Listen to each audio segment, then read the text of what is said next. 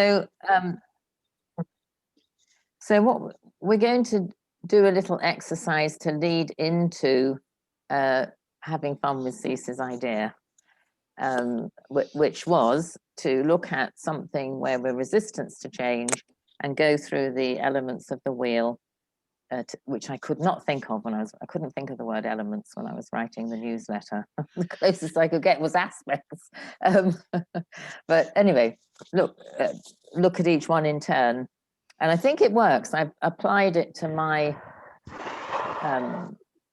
difficulty with doing exercise, and I think it's going to work. It's Cease's idea. So, but first, I thought it'd be a good idea to just do the basic exercise of where we think we are in relation to those elements. So Nicky and I are going to go first to demonstrate for those of us who are less familiar with the wheel of change, and then we'll do Cease's idea.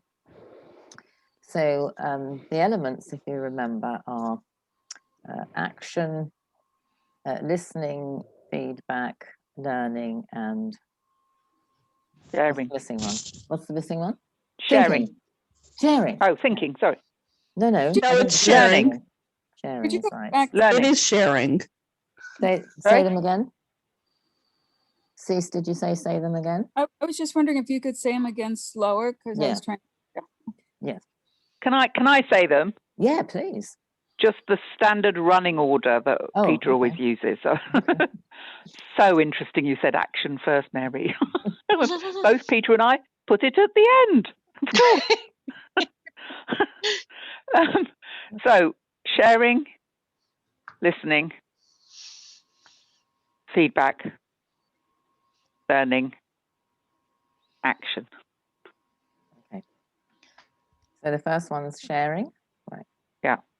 Do you want to go first, in fact, with the exercise? Me? Yeah, you could do. Okay, I could do. Yeah. Is that all right? Yeah. Okay, great idea, Cease. Thank you very much, by the way. So I thought I'd do it about my issue.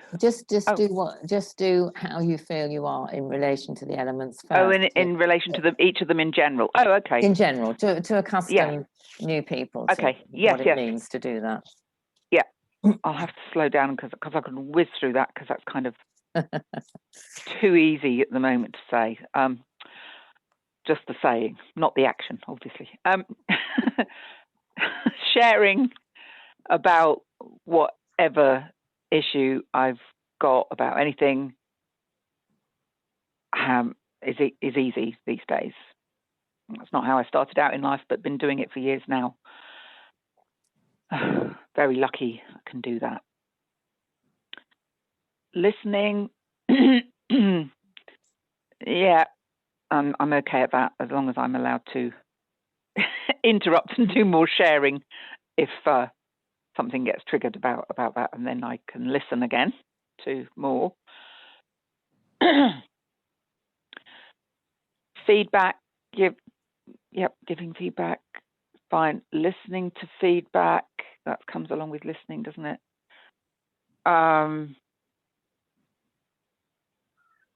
Again, I'll say that goes with interesting. I've never thought of the distinction really between feedback and listening because I'm thinking about listening to feedback. We'll see what you've got to say about that, Mary, in a minute.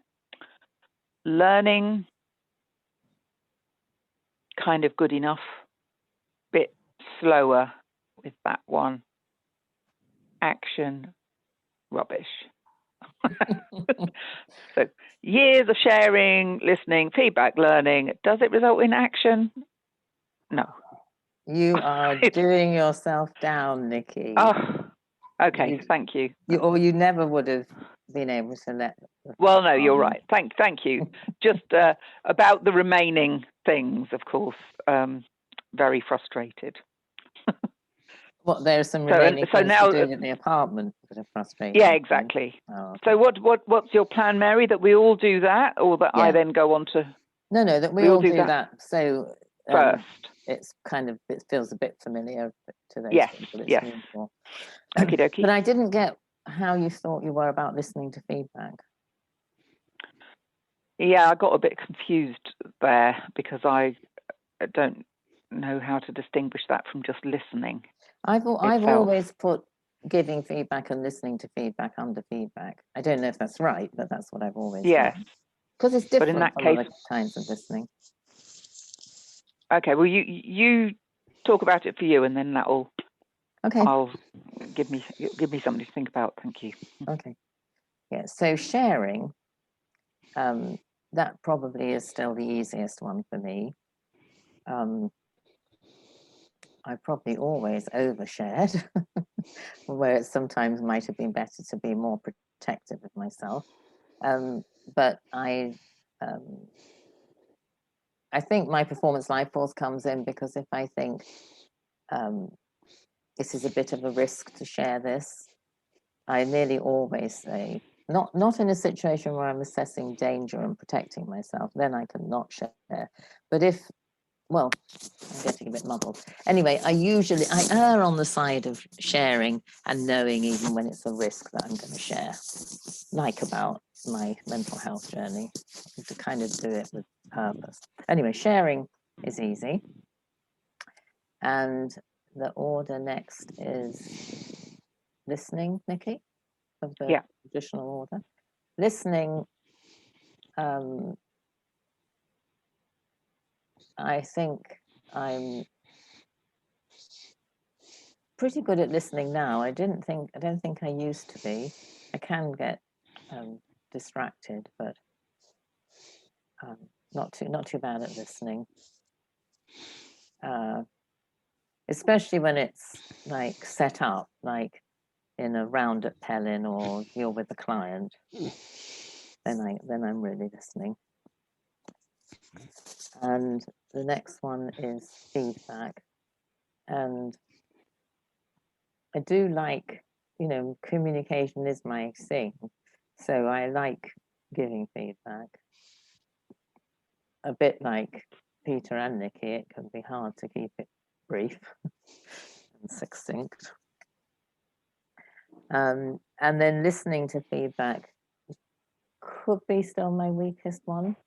I work at it. I work at not doing the internal justifications or feeling misunderstood or having an emotional reaction. But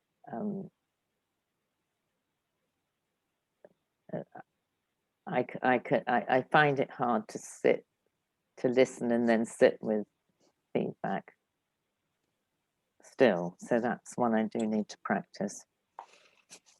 Learning, I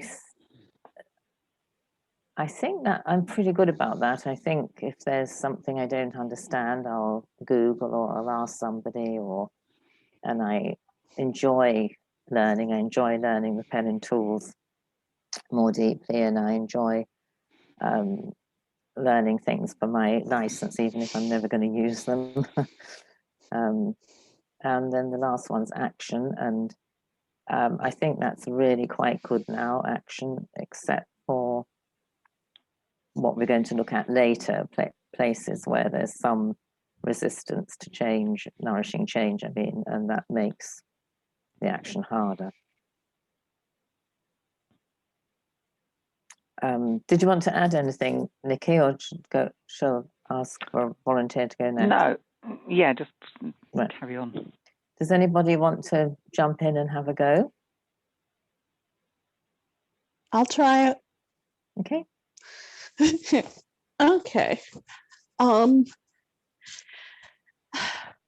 The fact that I can share now means I've gone through this wheel successfully a few times, because my instinct is not to share, especially if I'm struggling, and I kind of have to force myself. I jump in a lot of Pellin, and I'm making myself do that. So, it's a struggle, but I'm improving. Listening, I'm not great at it. I'm just not. My worst tendency, well, two, is A, having a conversation with somebody in my head while they're talking. And B, getting very impatient if I think I know where their sentence is going.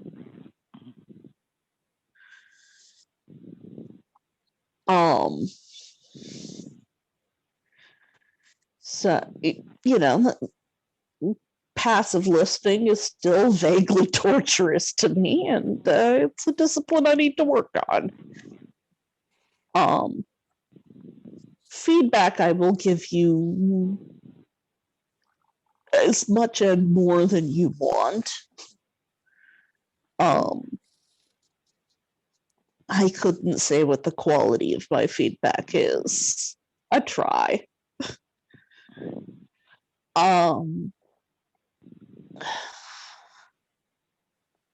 Learning. How do you think you are on listening to feedback, which I know might be a bit of a new experience to you in a group setting anyway? Well, I mean, there's my general problems with listening at all. But I think I'm all right with sitting with the idea of what someone said. I'm certainly a lot less defensive than I used to be.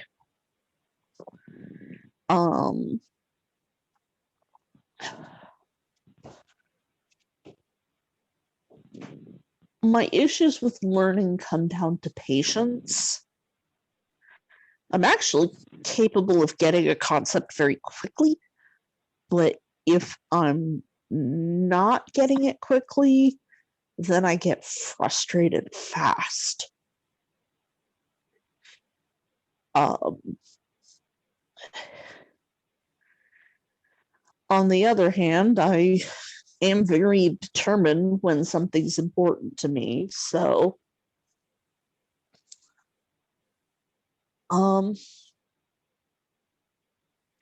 I am right now in the process of reevaluating my whole approach to action.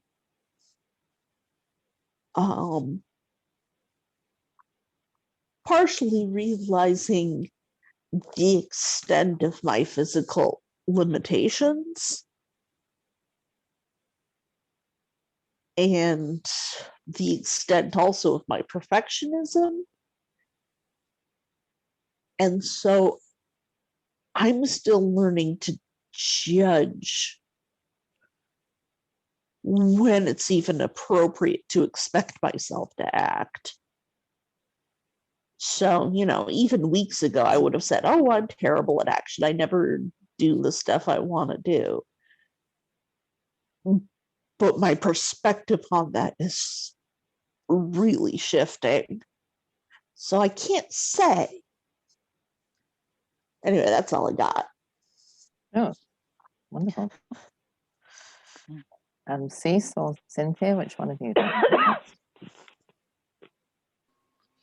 could go next in this.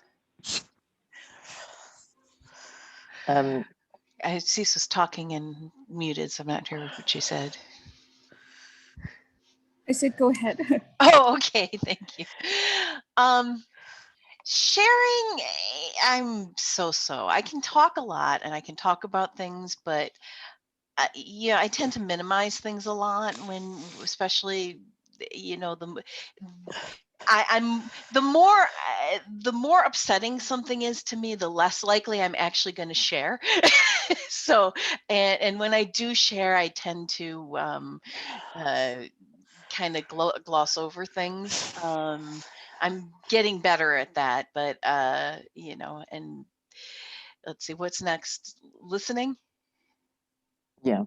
Listening is an interesting thing because I think I'm okay with listening, but I have a bad habit of when I'm listening, I just sort of I have to be careful because I'm in astrologically, I'm a Pisces. I can be a sponge. I just take up whatever people have. And if it's emotional or if it's even I just sort of, if I'm not careful. So I have to figure out ways to do things that I'm not so, so, and now it also depends if my pendulum's going, like if I'm on a high, I can't listen. But, and so I guess it altogether it's averaged out. Feedback is really a struggle for me. I don't like giving feedback. I mean, I do if I have to, but I would just as soon not, because I don't want to, I don't want to rock the boat. I don't want to, I don't think I can do supportive feedback, but anything more than that, I'm all tensed up and scared. And receiving feedback, I always tense up before. I mean, I even like in my classes, I had this thing that said feedback, things, and I've gotten like A's and all this, and it's always good. But I still tense up when I got it. Oh gosh, is it going to be critical? Did I screw up? Did I, and there's this fear, and yeah, I've got a lot of goofiness, and like if feedback is hard or critical, it starts bringing in all my, it brings in all my self-critical voices that just, are. So yeah, I have to work on feedback in terms of being comfortable with it and being okay with that. Learning, I love learning. I could learn all day.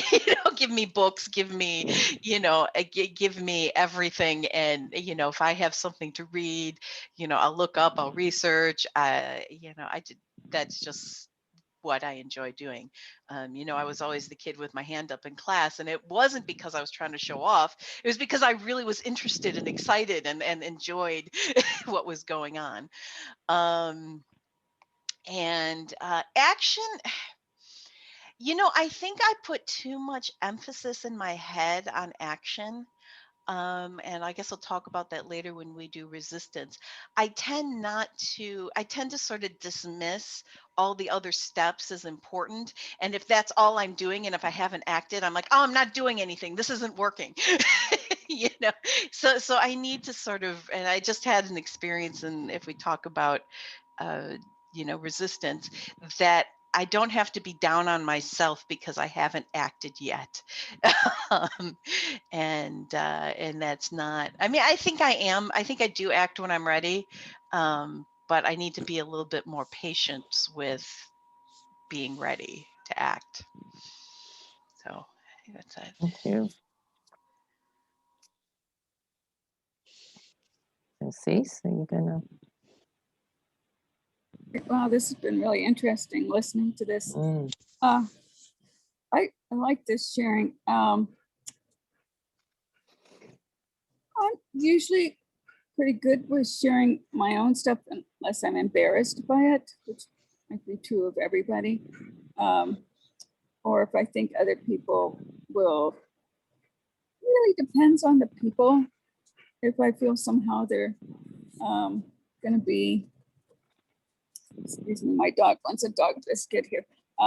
If they're gonna be critical, there's some groups I could say anything I wanted to and it would be fine. But other people, I don't feel that's safe.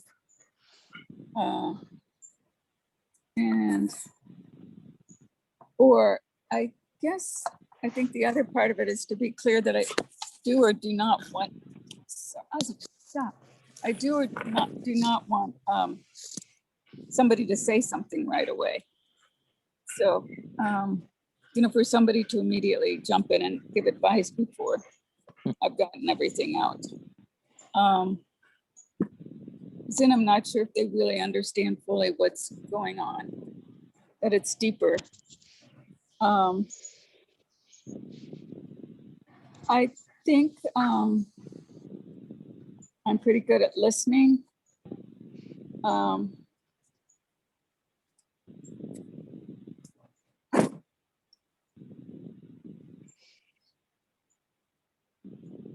okay, here's a caveat though. If it's from somebody I know who's telling me the same story for the 15th time, and I'm not sure if they don't remember that I went over this before, I get a little, not irritable, but a little restless. So I don't know, that's just something I need some help with. Feedback.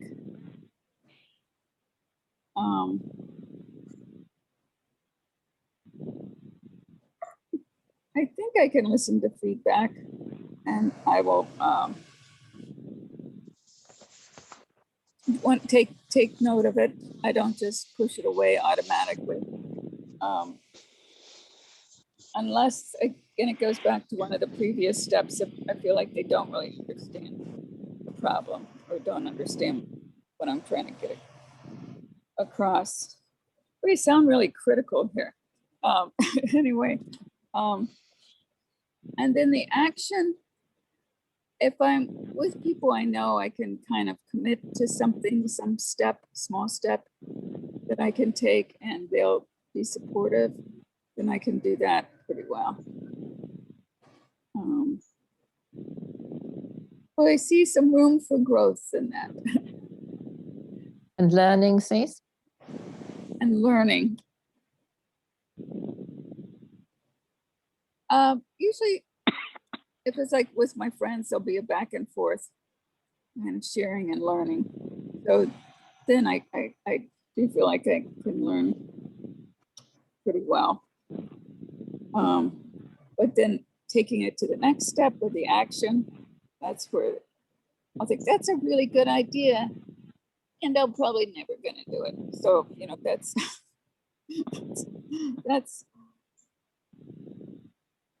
like I have some artist friends. They're great artists, and they're constantly putting together collages and all kinds of stuff. And oh yeah, we're gonna do that. And you know, and I have get together with them. I have no idea where to start. It's just No idea what, sorry? how to start the art project they're talking about. And so I think this goes back to, I'm not sure if I see it here, but asking, I guess sharing, asking for help would be kind of combined for me. That I would just have no, I guess I could say I don't have any idea where to start on this. But I'm not sure I do that very often. So what don't you do very often? You have, well, let's say you don't have an idea where to start, are you saying? Yeah, like we had this thing, we were going to draw a mandala and our stages of life and everything. I drew the circle and put in the different things. From there on out, I was like at a loss what to do.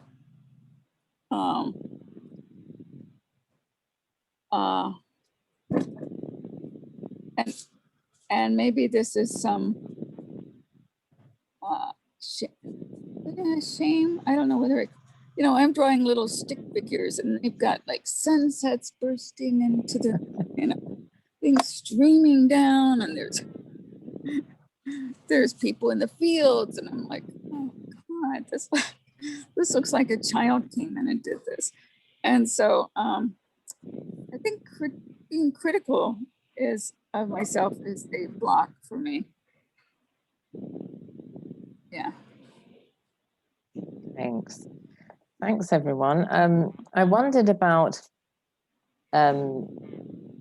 just like doing a round to say if there's anything we particularly identified with or noticed, just in case we were listening and having thoughts when other people were sharing, just, you know, just a little bit of discussion before if we want to, before we go on to looking at the idea of applying that to a particular resistance to nourishing change situation.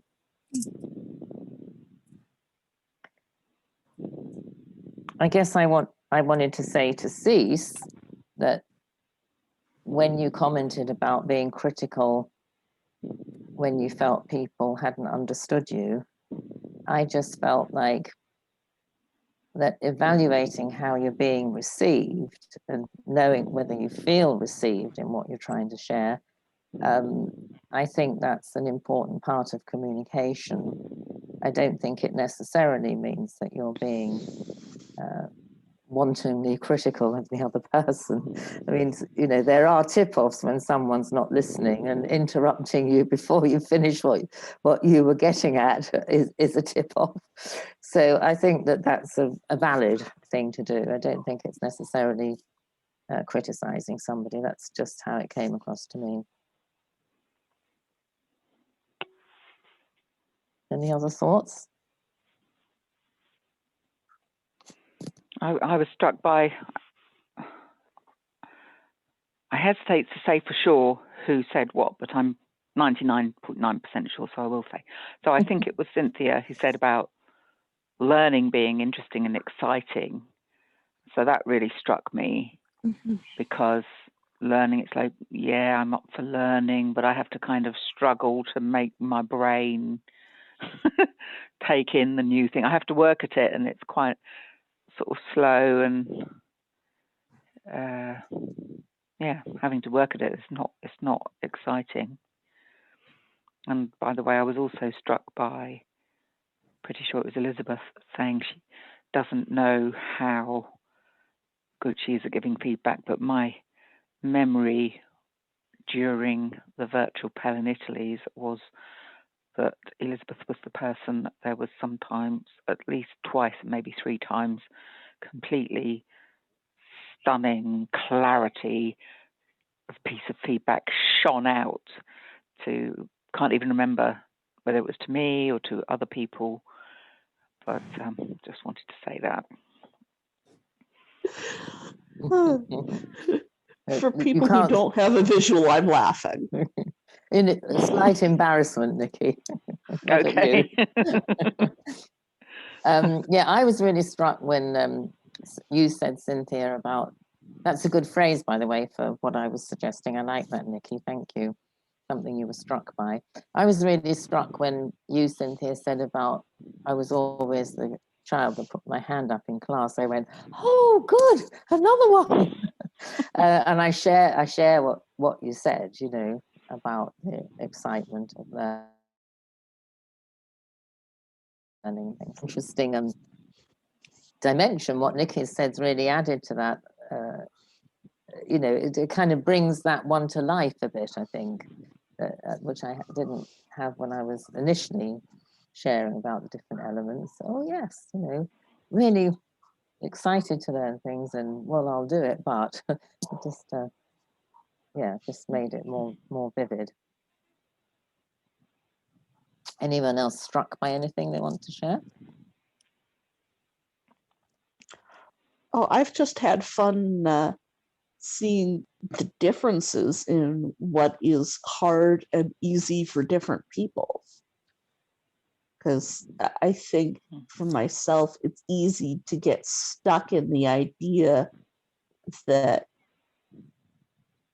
hard things are hard and easy things are easy, and other people are just better at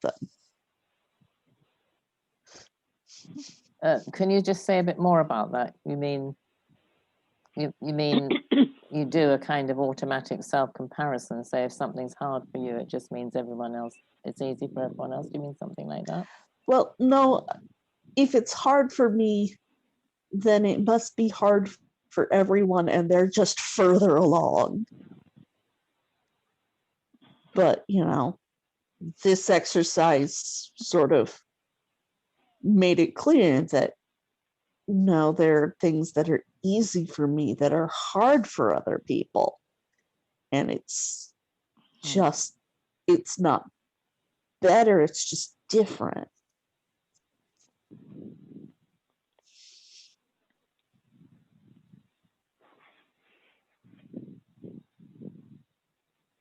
Are we done with what we're struck by, or Cynthia, were you about to Well, say I just something? want to, yeah, I just want to say something. If I seem like I'm fidgeting and stuff, it's not because I'm not listening. I'm having I'm still itching really badly. So Oh, that's what the fun. fidgeting is about. And it's not that. And there was one time I made like this big grimace, but that was because a cat tried to jump and almost pulled down a tablecloth right next to me. So, but I have been taking everything in. I don't know if I have anything specific to say about anything, but I found it really interesting hearing what everybody was good and how everybody felt about it, and I enjoyed listening to the differences. Yeah, I think it's a really good tool for seeing how people are different and struggle with some things and not with others. It's very illuminating, especially when the context of Peter's saying we need these 5 elements to change. Can you say anything about that, Nicky? You want to add anything about that? Needing them all bit.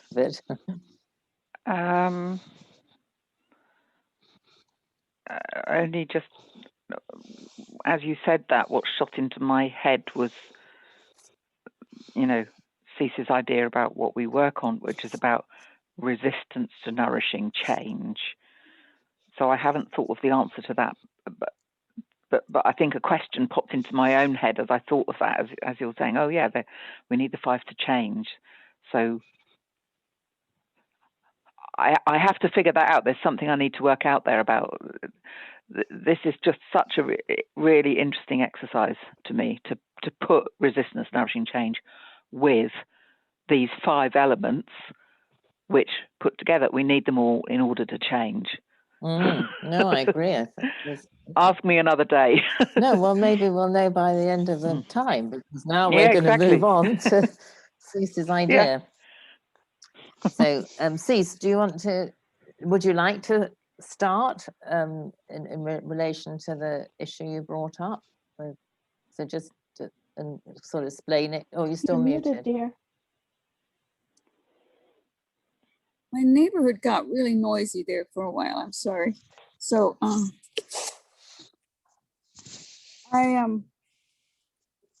I was sharing was resistance to housework. I just was, maybe there are people who love housework. That's great. I'm not one of them, and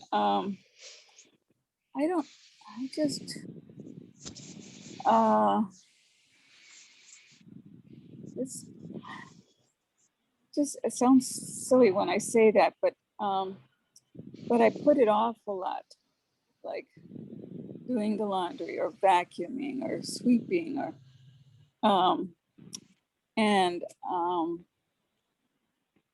and if you went back in my childhood, I did a lot when I was a kid because my parents had a lot of impairments, but I just needed a different way to look at doing housework rather than as this horrible thing that I hated doing. I mean, my house it's not a garbage dump by any means like that, but it's, but I know I resist it, and I think I'll put it off till tomorrow or the next day or when I have more time. And I needed, when there was something in what was written, was seeing it in a different way, a different light. Maybe making it fun somehow, making it more, I guess, more interesting, although it's hard to do that with things like sweeping. I don't know, maybe. But I used to have a friend who, she would, while she was doing things, this wouldn't be true anymore. She would like have a little radio on her belt to listen to music. Now, that could be a possibility to do something like that, listen to music while I do it, or listen to a podcast or something like that. So thinking about different ways that I could see doing chores.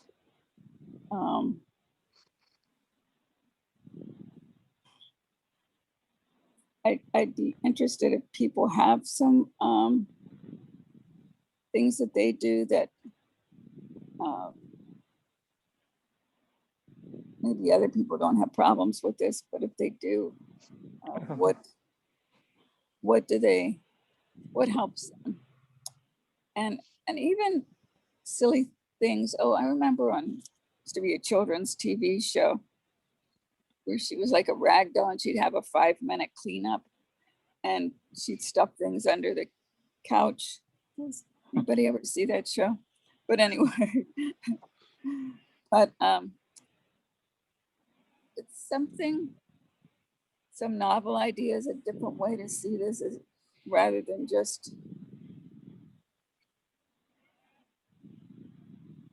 I just struck on something when I was getting ready to see this as work. For some reason, that word with this just,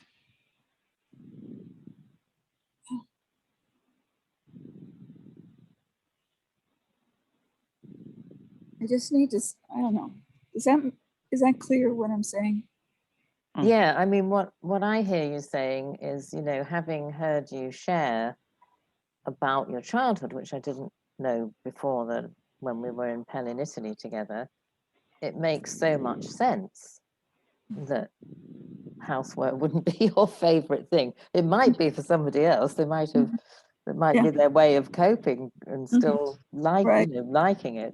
But in your particular case, it isn't. So I think the sharing was helpful in relation to the wheel of the change, because the people here who heard that can have that connection to why you might feel the way you feel about housework. And in terms of the wheel of change, then you just invited feedback, which is one of the elements of the wheel. But I was just thinking, I get what it made me think was, well, because I do have a dirty house, whether I'm in my friend's house or in my crowded little room or at home. I don't like housework. It's really hard to think of it as time well spent when there's things to do. And but I like it when it's tidy. But when I'm home, I can hire somebody to do it. Right. So what I'm getting at is the word nourishing is important.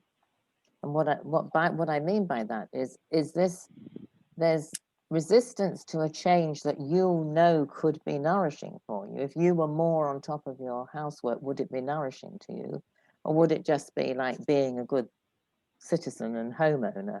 Like, do you see what I'm getting at, Nicky? It's like we don't have to change everything to do to what society says. We're looking at changes that we already think will be nourishing for us. And that wasn't really clear for me in what you said, whether you'd feel happier for you because your house sounds as though it's cleaner than mine. Would you be happier for you? Was it a nourishing change for you to change that, or do you just think you ought to change it?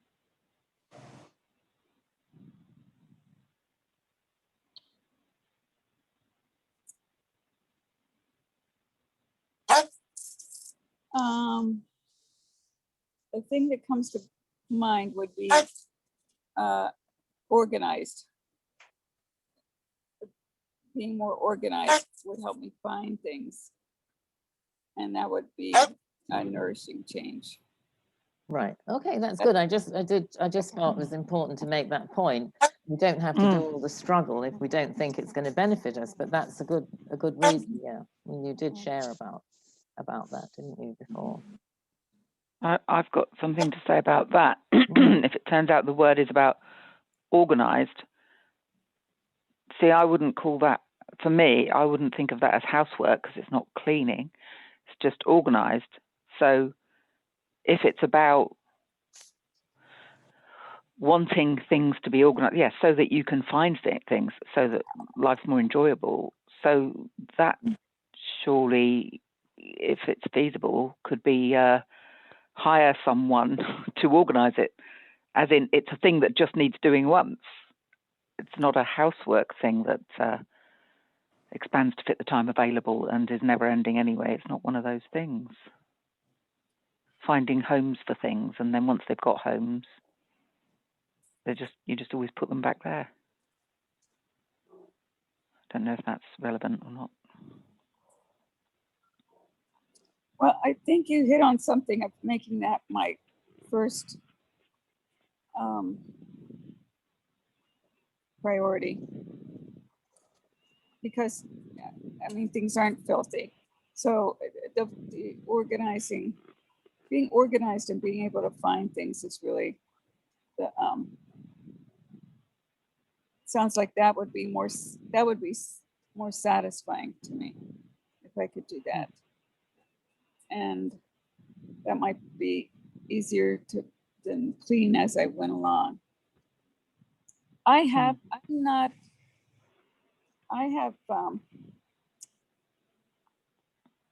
hired people before to organize things, but time creeps along and things go downhill. So, but if I saw that as the top priority rather than worrying about the actual housework, I think that would be a positive step. And what I've read from what Peter has written, it doesn't have to solve your whole problem. It's taking a step in a direction that would be a positive change, a healing change. That would probably be the most healing change for me, now that you mentioned that, because I spend too much time trying to find things. Yeah, Cynthia. I know this doesn't work for everybody, but it was really life-changing for me when I was reading the KonMari, Marie Kondo's approach. Learning. And yeah, learning. I love do learning. And I couldn't do the whole house because I still can't get my spouse on board with it. I got her for a certain amount and that was it. But one of the things about that for me was really helpful and has helped me keep up what I have done is learning a different attitude towards my stuff. That it wasn't, and I got rid of a lot of stuff. I got rid of stuff that wasn't there. And when I had this stuff, and it's sort of like when you have a collection of things that you really like, you enjoy putting it away. So learning well, one thing, don't keep something unless I need it, if it's not bringing me joy. And two, appreciating what I have. And then I find I naturally just put things away. And if things aren't there now, I don't. So it has changed my life. But I think for me, well, it was learning part, but for me, it was the change, not so much the method, which is probably overwhelming for a lot of people, I guess, but just learning to change how I thought about my belongings.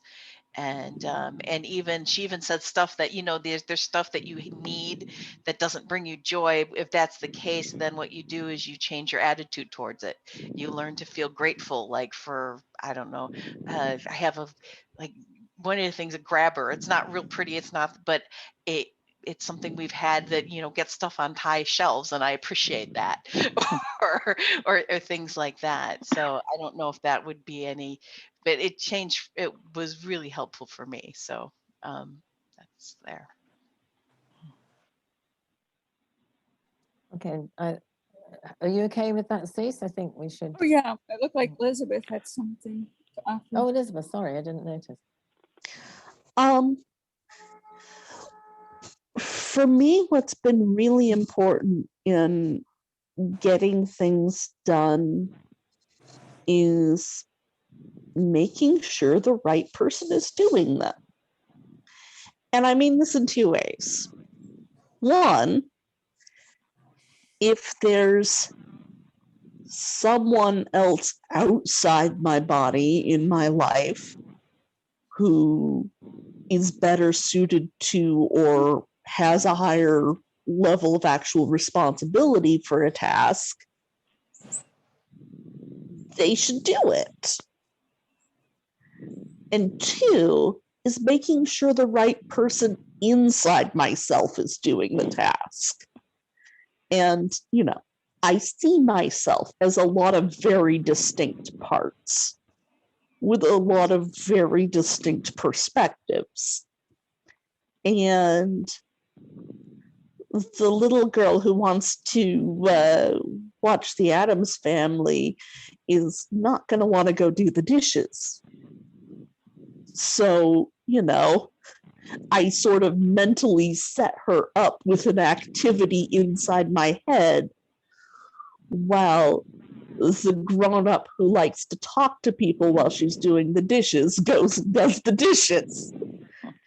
And that's been a lot more valuable for me than saying, you know, whoever just happens to be around inside my head has to go do the thing because it needs doing.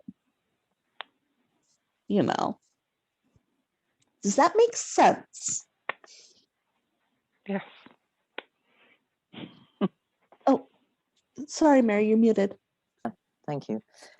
If you think about the dishes without doing that little thing inside your head, then you just think, I don't want to go and do the dishes because of the part of you that wanted to watch the Addams Family, right? Because that's the sort of thing. Right. Yeah. Yes. So it's the way that you can notice resistance to something and overcome it by realizing who needs what inside you, right? Yes. Yeah. Cease, you're muted. Now we're having a muting game today. Sorry, because there's, for some reason, there's trucks going by. But it reminded me at Pellin, we would always do show tunes while we did the dishes and cleaned up the kitchen. I don't know if that was, they were doing that when you were there. What Mary. is it? I didn't understand We did the word. show tunes. We did, you know, like South Pacific, whoever was doing dishes, we would make, you know, we'd do the dancing, we'd sing the songs while we were putting away things. It was hilarious. And that just, you know, making it fun.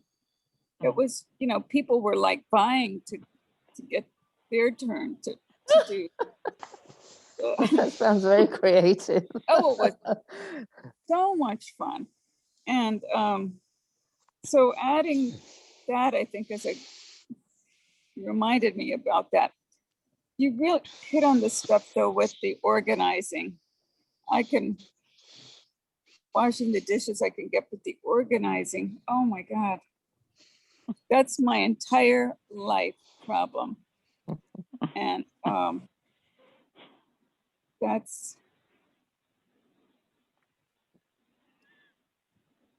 is a problem of doing that. And here's one problem though. My husband is the exact opposite on this. He could tell you every piece of paper that he ever put his signature on, where it is, what file it's in, what drawer it's in. I would have no freaking idea where that would be. It's in a pile somewhere. So I appreciate what you're saying about I just have to get rid of stuff I don't use anymore. Or don't. How can I make that fun? That sounds like music. Yeah, for you. I think also it's important to be comfortable with certain limitations. Like, well, I gave myself a very difficult time after my husband died because all the things I couldn't do when he was alive, I wanted to do them all, and it lasted about 18 months. I had super high expectations of myself, of getting the whole property in order and becoming a tidy person. And like it's probably a grief reaction that I didn't really understand. And now I'm more comfortable with saying, well, it would be nicer if it was clean and tidy. You know, and I kind of stop there because it's not really on my, you know, I say this thing sometimes, I'll go on trying to be tidy until I die. I don't really have a confident expectation of changing it. I can have I can clear the room up here and have a beautiful table And I turn round 2 days later and there's bits everywhere again.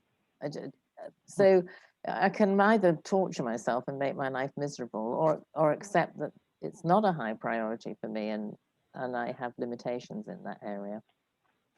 Yes, Cynthia. Then I'd like to move on so we can look at another issue. Yeah. I wanted to mention the whole thing about paper. And one of the things when I read the book that I was just that sold me on the book right there when I got to the point. She said, paper never brings you joy. So you only keep what you absolutely have to.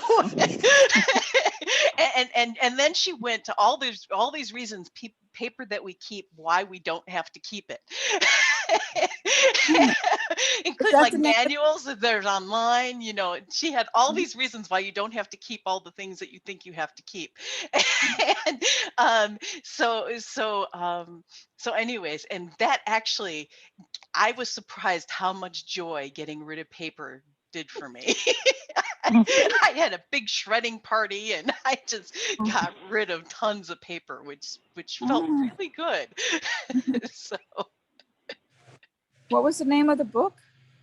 It's The Life-Changing Magic of Tidying Up, Marie Kondo.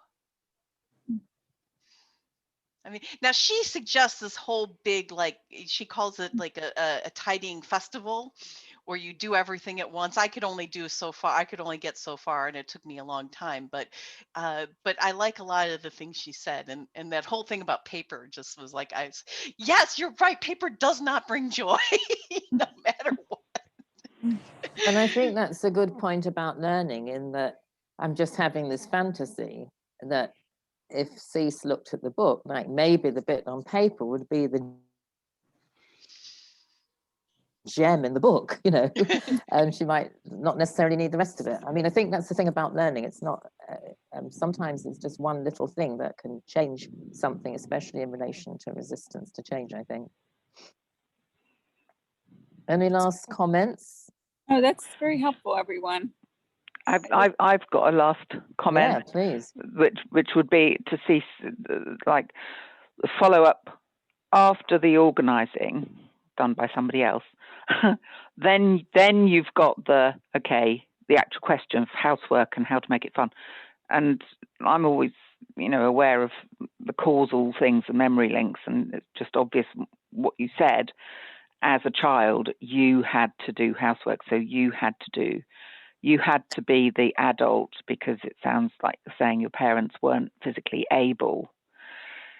So there's always a problem when we have to do things like beyond our level of development, and having to be a grown-up in a department that you shouldn't have to yet. You should be free to be skipping off and playing and enjoying life.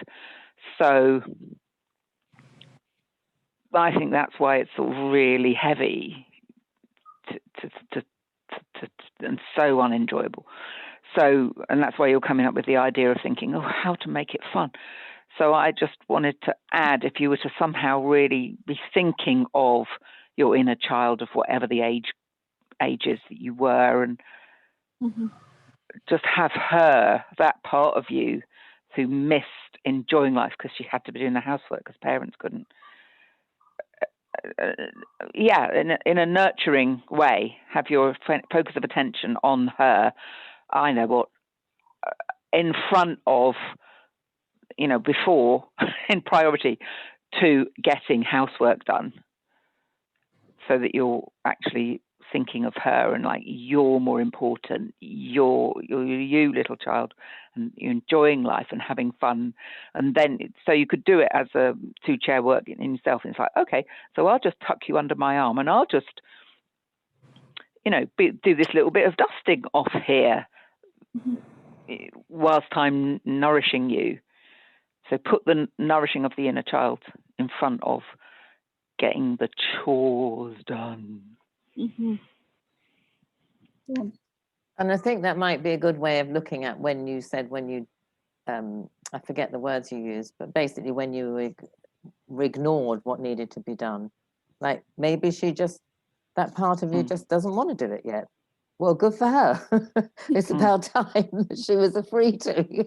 I mean, it's an interesting conversation about attitudes, isn't it? About when attitudes can be helpful rather than assuming the self-critical role. Like, yeah, she doesn't want to do support housework. her.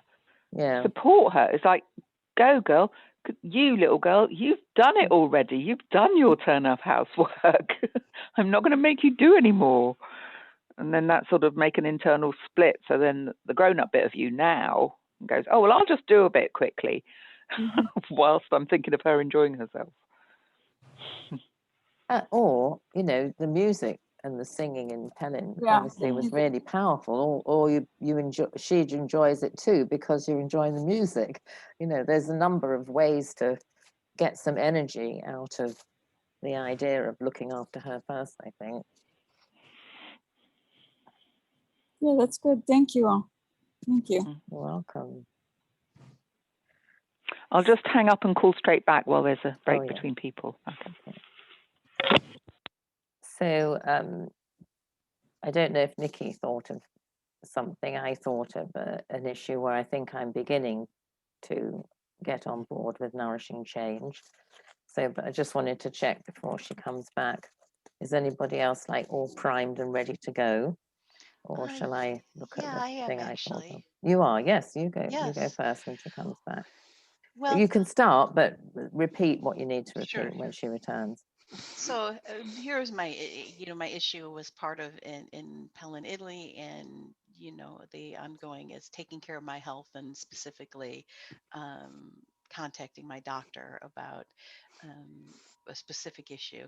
I finally did it. I finally got in touch with my doctor, and it turns out I feel kind of silly about it because it turns out that the issue is just a really nasty infection, and I got some antibiotics which seemed to be helping. So if I'd known that, I might have gone a long time ago. I thought it was, but and he wants me to come physically in, but it and it went okay. But it was really funny because when we did the Pellin Italy, that was sort of my thing. And I was kind of frustrated afterwards because I still didn't feel like I was anywhere closer to contacting my doctor after Pellin Italy than I was before. But then I'm looking at the wheel of change and everything else. And then it dawned on me, oh, I guess I was working toward it. That's why I said in terms of action, I think I tend to be real hard on myself. If the action doesn't come fast enough, I think I'm not working towards it. But it turns out all the things that were done, sharing about it, listening to feedback, and even the chair work, I was actually able to use some of the chair work. The two things when one, my stronger self told my scared little self to, that there's nothing to be done. We read, this is just something we have to do. I've looked at everything and I haven't found it. And I also was thinking about all the learning I like to do, the learning and the studying and stuff I was doing, and then sharing and feedback. And like I said, the whole time it actually was until last week when we talked about the wheel of change. I thought all of that was just wasting time. I wasn't getting it done, and I was very hard on myself. And then I was like, oh no, wait a minute. All of that stuff actually helped to get me to the point where I could take the action. So I did, and I'm less afraid, and I actually feel much better now that I've got some, and he did give me stuff for the itching, but that puts me right to sleep. So I can't take it at night. It's like, you have to take it, but I think I've gotten the first good night's sleep I've gotten in months, those last couple of days when I had the anti-itch stuff at night. But yeah, I can't, I had to take it like within about, I tried to read and I fell asleep before I can even finish 2 minutes. So, so I guess that's a success. And that's, I guess where I'm going with all of that is that I am learning to appreciate the other aspects and not just think that nothing's happening if I haven't taken action. So, so there we go. Well, I think that's really important that, we have a cultural pressure to prioritize actual action. And I think that is one of the values of this tool, especially as applied in relation to Nourishing Change, that change is made up of, of the resistance to change. Change is made up of those elements, and they're all important. So I think that's a wonderful thing to have realized, kind of released yourself from the tyranny of it only counts if I act. And I'm also appreciating the fact that I can use learning because that's something I enjoy. That's probably the first step for me towards change if I'm resisting. I like that you could sort of go with something and I can just start with learning. So there we go. And yeah.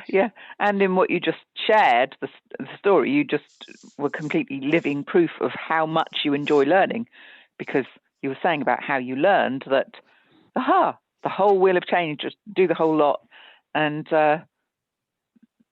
then action magically happens.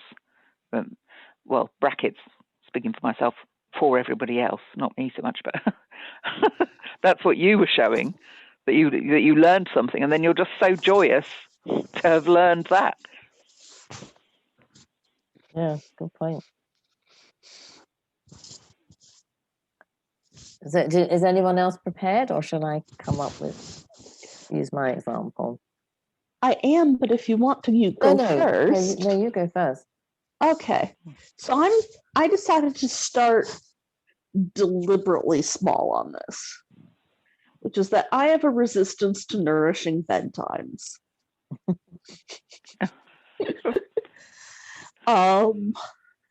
I have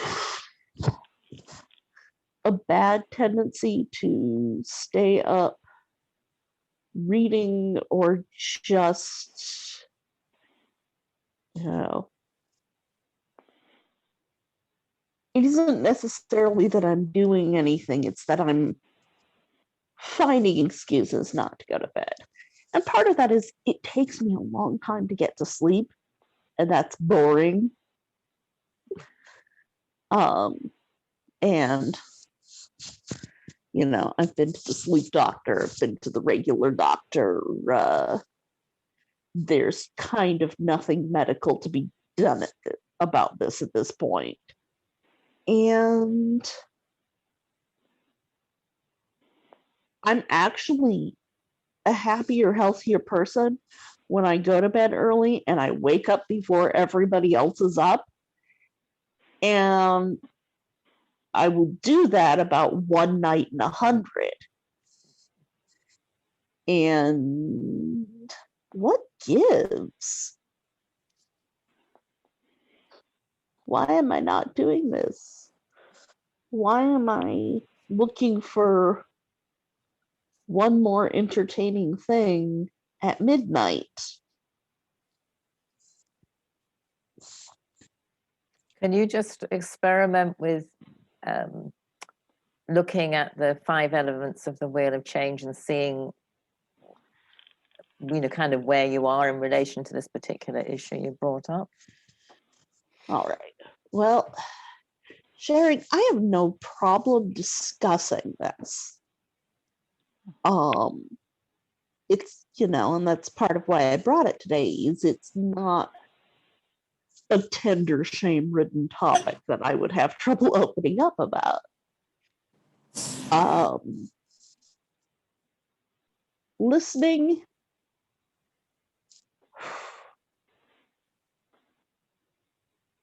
I'm a little priming myself to receive a lot of the sleep hygiene tips everybody always gives. And I am very much aware that when I get feedback about this, I need to stop and listen all the way and not assume I know where the sentence is going.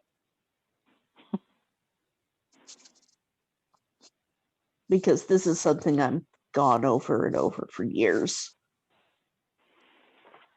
And that's kind of tied up with the feedback too, is, not trying to predict what people are going to say to me or discount it because I've heard it before. Learning, I've done a lot of reading up on this, and nobody's quite hit my resistance on the head. But I am certainly open to new resources. And,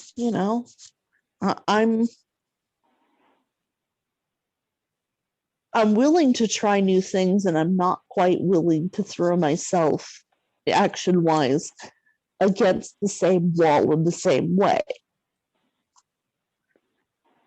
Do you mean things you've tried before? Well, Say that.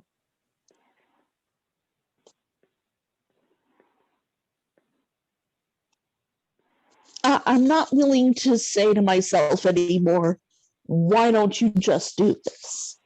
Oh. You should just do this. You need to just do this. Clearly, I'm not. A bit what I was saying about like kind of balancing accepting limitations with how can I nourish wanting to change this eventually. Does that make sense? Yeah. I think so. And the thing is, I don't have an answer for how I can nourish that. Well, I'd like to make an experimental suggestion because I can really see how you might have had the same suggestions over again. But certainly in relation to me, I have a suggestion, and if you've heard it 100 times, you can say something like, "Thank you, Mary, I know that one," or something like that, or "I've tried that. Thank you, Mary, I've tried that." Because we don't want to be dismissive of other people when if you do want feedback. But if you've tried it, then we don't. Why we don't need to go on and on with the suggestion. You already know that hasn't worked for you. Cynthia, did I see your hand to say something? Yes, I have a question, and I have a question because this is something that my spouse has struggles with, and sometimes I do. Might you be having some nightmares? Because I think she's afraid to go. I mean, she does have bad nightmares because she's had some trauma, and she'll and also some bad memory links about mornings going to school. And I mean, she knows this, but that could be why you don't want to go to sleep if you're having nightmares. Just a thought. It's not nightmares in the traditional sense, where it's fear-based. It's dreams that are just plain unpleasant. I was not expecting to cry this much.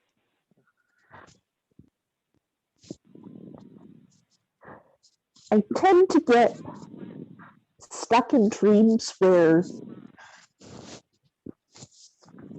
everything's just very inconvenient and frustrating.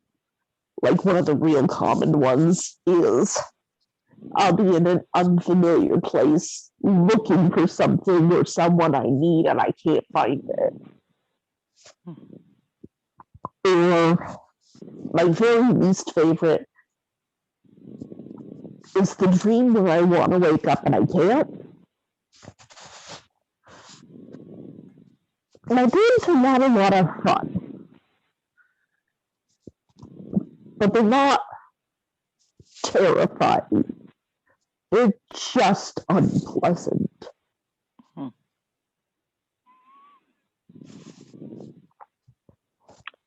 But it still answers the question really deeply about why you would not want to go to bed and inhabit that place when you can be awake doing exciting things safely instead. Yeah. And I do have sleep apnea, and I'm at the point where I can't use my CPAP because it will wake me up an hour in and I can't bear it.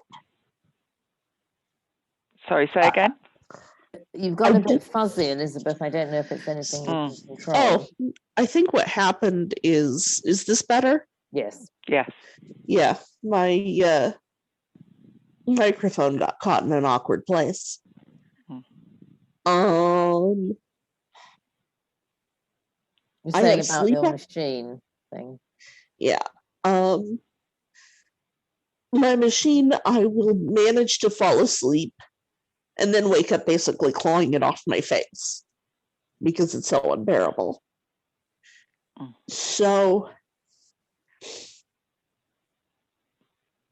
I'm struggling in my sleep to breathe. And that's no fun. And I don't have a good answer for it.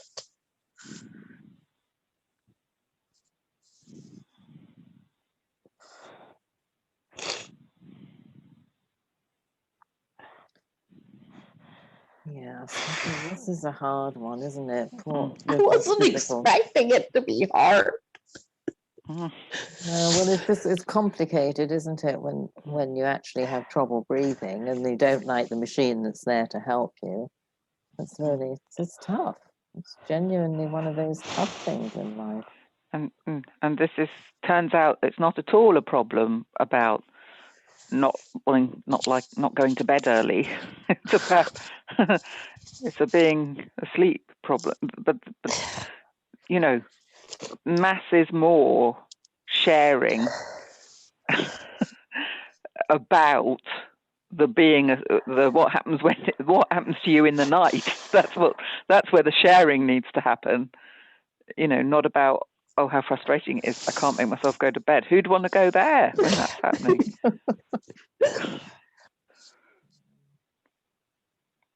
Just a silly thing about sleep apnea. I remember Billy Connolly once saying, and of course he turns everything into a joke, but he had sleep apnea, and he got his wife to sew a pocket in the back of a T-shirt, and in the middle of the back of each T-shirt that he'd wear in bed, and he'd keep an apple in there in the night, because then if he turned over onto his back, it would wake him up and he'd just tip over onto his side again, and then he didn't have sleep apnea. And plus he said when you wake up in the morning, he's got a nice warm apple to eat straight away. Ugh, I like cold apples.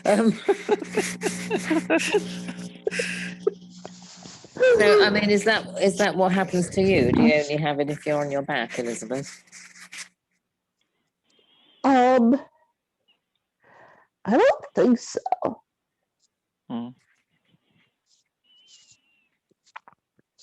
I don't think it's just on my back that it happens. So it tends to happen when my jaw drops in my sleep.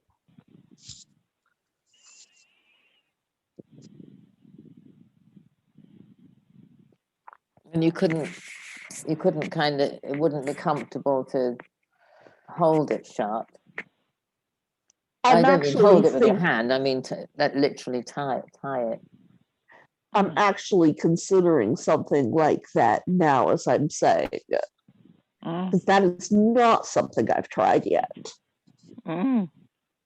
Some sort of facial balaclava helmet, you know, that just the sort of thing that they put on in cartoons when somebody has a toothache. Yes. yes. Yeah. I had a suggestion for it being boring, waiting to go to sleep, which you may have had before, so you can stop me. But I wondered if, is that okay to go ahead? Go ahead. I wondered if there was a way to listen to devotional chanting, because then you're kind of doing something with time that's good for you. given that that's something that's in your life. I wouldn't say it to everybody, but I know I can say that to you. And it might, if it was quiet, it might be something you could fall asleep to, and it might relax you in terms of your dreams sounding, you know, having an anxiety components to them. So that's just the thought that came up. I think I found what the balance is there is I can't listen to something with the intention that I'm going to be asleep when the thing is done, because that won't happen. I'll be awake until it's done.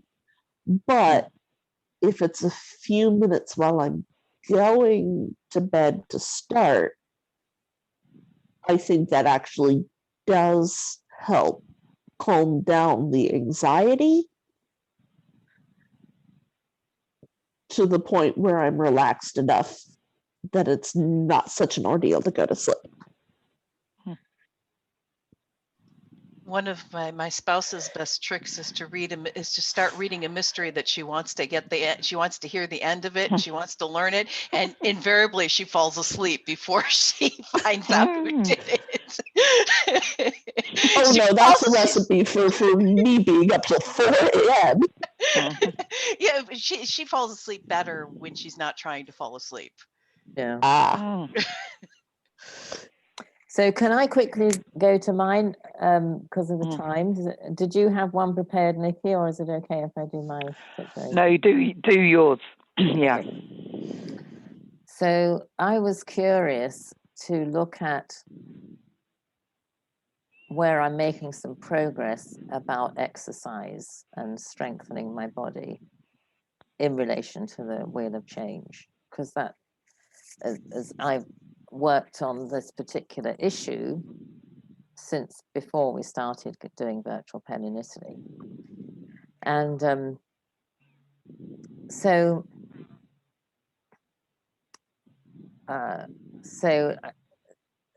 but I want to keep this brief, but I'm trying to think how to relate it to the Wheel of Change, because I have changed and I'm not quite sure how I have. That's why I was curious to do this.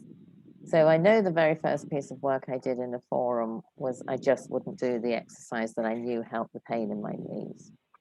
And the situation changed a bit because of Zoom, because I was sitting, and not moving much. I also found out through, can't remember how I started the physical therapy now. How did I start the physical therapy? I think somebody said to me, a healing person said to me, I was getting very concerned with how bent over I was. I think some of it was that part of change where you just got fed up with it. How did we talk about that recently? That place where you... Oh yeah, I've had enough now, that kind of feeling. Yes, that's right. Some of being able to do something about this has been, I've had enough now. I just, if I don't do something, I'm going to get more and more bent over. And then a person who had helped me previously with my straightening my spine energetically said you need physical therapy 3 times a week to strengthen your muscles. So, so that was listening, I guess, and getting feedback, listening to feedback. And I began the physical therapy. And I remember my relief when they said that they were going to work on the muscles, and that they, well, say they because there's a doctor, chiropractic doctor, and then this trained physical therapist who does the massage. It's not like an ordinary massage at all because it's very muscle oriented. And they said, you know, at some point we'll do assisted exercise. I thought, assisted? It was like such a relief. I wasn't expected to jump straight to being self-motivated. And that's actually supposed to start today. And I've been going for months because there was so much muscle shortening in my muscles. They just got shorter and shorter, and surprisingly, it's pretty painful. But with such expert knowledge as this guy has and magic hands, he can manipulate the muscles, and then they kind of go. So I guess this is learning. I didn't know this. These very, some of my muscles are 50% the length they're supposed to be, but he knows where to press to get them to decide they can release.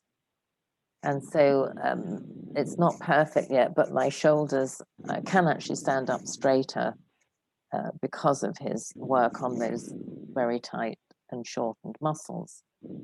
So that learning, I think, helped me there to realize that change was possible. It was assisted change. I couldn't do it to myself. It wasn't willpower, but change could happen. And once that changed, once I had confidence that this person was really helping me, I was able to introduce a couple of changes in the right direction myself.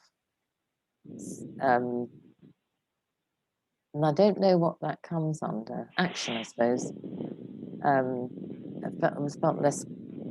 felt less resistance because I really needed that support. I really needed this doctor supervising it and being confident and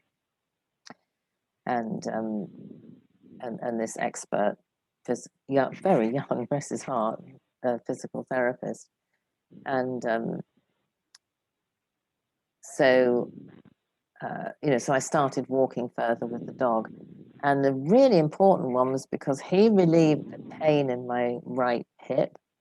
I had for all the time I'd lived here with these steep, narrow stairs, so nearly a year, I'd been going up 1 foot, bring the other one up, 1 foot, bring the other one up. And I changed legs depending on which side was hurting.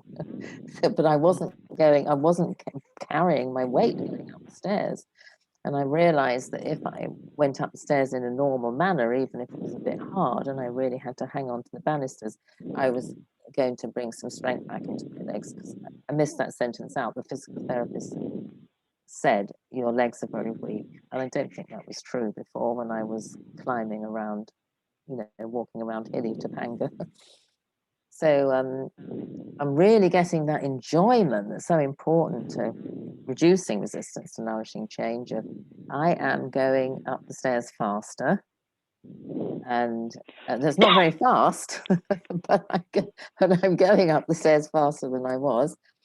And the physical therapist, whose name is Franco, told me that he and Melissa, the receptionist, commented, oh, I was walking faster when I came in the studio and walked down the back. So I'm at that kind of exciting stage. I probably haven't applied all the stages properly because I'm aware of the time, but I'm that exciting stage of dealing with a very difficult resistance to nourishing change topic, of seeing the small steps starting to pay off and seeing the change starting to pay off. And, being able to hold my back straighter when it's so bent over, with that release here, because the gravity was pulling me forward more than I realized. Being able, with that relaxation in my neck muscles, being able to hold my shoulders back and therefore my spine back and therefore be more upright, there's a really big feeling of accomplishment in that. It's hard work because my muscles aren't very strong yet in my back. But so anyway, so I've got this, I'm managing to do my walk, which I've moved to the beach, my at least such and such an amount a day. And I had to have a few days off because I was just hurting too much. But I went back to it the last 2 days instead of giving up. So I'm feeling quite empowered by that. I don't know where this fits on the wheel, but I put myself in somebody else's hands and I said, this is going to be slow. And the fact that I knew that me getting to being interested in changing it was going to be slow was really helpful to me, because I wasn't beating myself up about it. So I think that's pretty much what I wanted to say. But the sharing was important, repetitive sharing. Well, I hope it wasn't too repetitive, but going back to the sharing in the Pellin situations and having a lot of feedback and having a lot of support was really important part of making some small steps to change. Have you got any I think thoughts, that's right about what you call repetitive sharing. You know, let's more nicely call it repeatedly sharing, because that's what I find with my work about anything. My personal work, I might share, you know, the same things over and over again, but I can always have a sense of it when it's like, yeah, but I'm being more expansive in the way that I feel as I'm saying this thing, and it's sinking in deeper, and it's including some other bit in, and then I go back around it again, and then it includes some other bit in. So I think repeatedly sharing, as long as we're not on some official therapeutic story, so it's exactly the same all the time, I think repeatedly sharing really, really, really helps. That's an interesting point, because this was, you know, although action is not as hard for me now as it used to be, it was hard in this area, and all action is hard for you. So that I think you might be onto something there in emphasizing that in mind, that repeatedly sharing can be a really important part of edging towards difficult action. That's right. I don't know if anybody... Yeah, no, go ahead. I was going to say, somebody any else last wants comments? Yeah, go on. No, you do it. I was going to say. No, that, anybody else comments to you, Mary, about yours? Right. I was thinking there might be. Any more comments to me? Invited. You're invited. I'm so glad you got. That sounds exciting that you've got help and stuff, and that you're so. Yeah, thank you. It does feel, it's beginning to feel exciting rather than inevitable that it's never going to change. So that's a big difference. I have a small question. Is that carrying life force, do you think that feeling of wanting support and, you know, someone else there when tackling a difficult change? Yes. Well, that would make sense then. Exactly. It's about human connection, isn't it? That's what I always think of. If I had time to say millions of things I've been thinking to do with my issue today, as everybody's been sharing, and I've got this huge issue about action in general, and then a particular one I would have thought about. But I was thinking as part of that, some of mine is like my action is so hard for me, but if me helping someone else do their action is not hard, and that's about caring life forces. I'm connecting my caring life force, so I'm connecting to them. And equally, if there's somebody who's there for me, and for me, it's got to be really sort of close, emotionally sort of close in. For me, that like the other person carrying the emotional responsibility for making the thing happen. It's hardcore. It's like that for me. But that's just a kind of really full-on way of saying just the simplicity of caring life force, company, somebody in it with you, feeling, caring life force is a feeling of compassion and empathy, and you've got somebody with you, so you're not alone. It's, yes is the answer to that.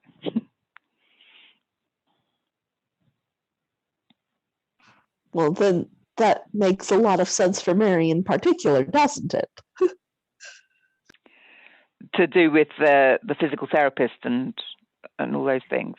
Yeah, yes. I literally feel cared for by them and not alone in the struggle. And then that's giving me the energy to do the bits I can do myself that are simple and easy to repeat. You have to go up the stairs in this house many times a day. So it's really encouraging that I can do it more easily, and I can feel I'm bearing the weight of my body more easily. And my legs are getting stronger. They just are. like, wow, I was pretty scared by how weak they were when I realized that that's what was, I thought it was just the same thing I needed, the strap for the exercise that I wouldn't do. I thought it was my knees. And when he said, oh, your leg muscles are weak, I thought, oh my God, yes.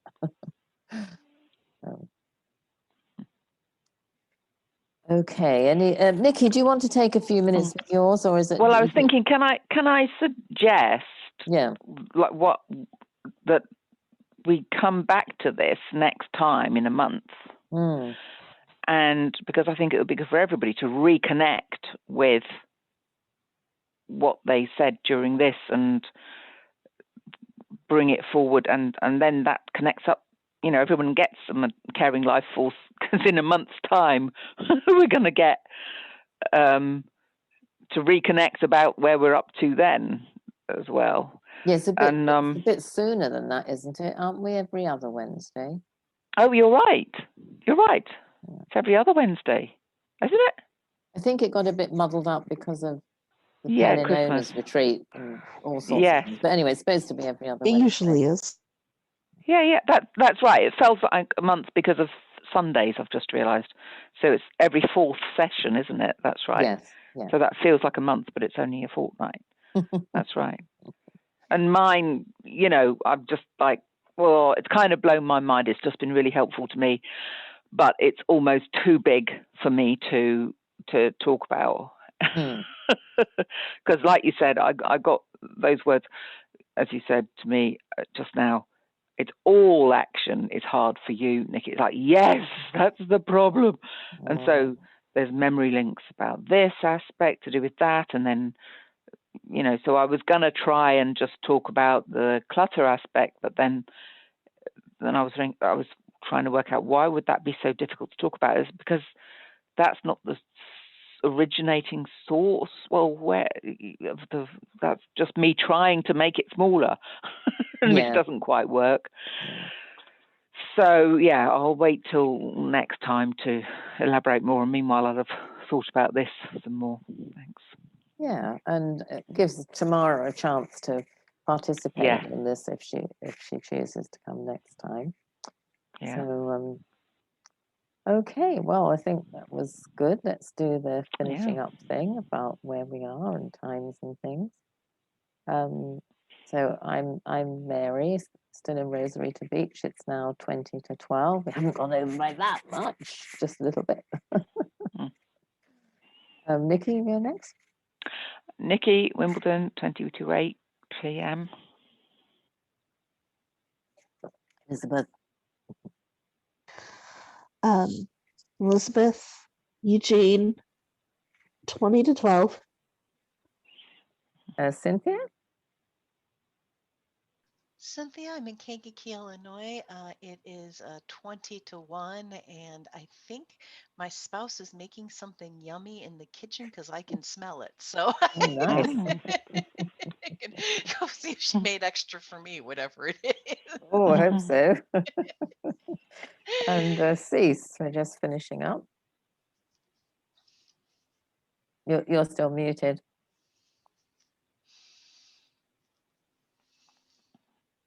Just started working on the road here by my house.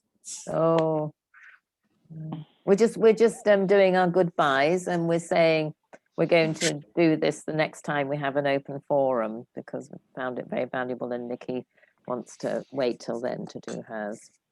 I think I will wait. No, I'm just saying what we're doing next time, and now we're just saying where we are and you know, our goodbye thing. So just, you know, just Cease in Tampa, Florida. That's where we're up to.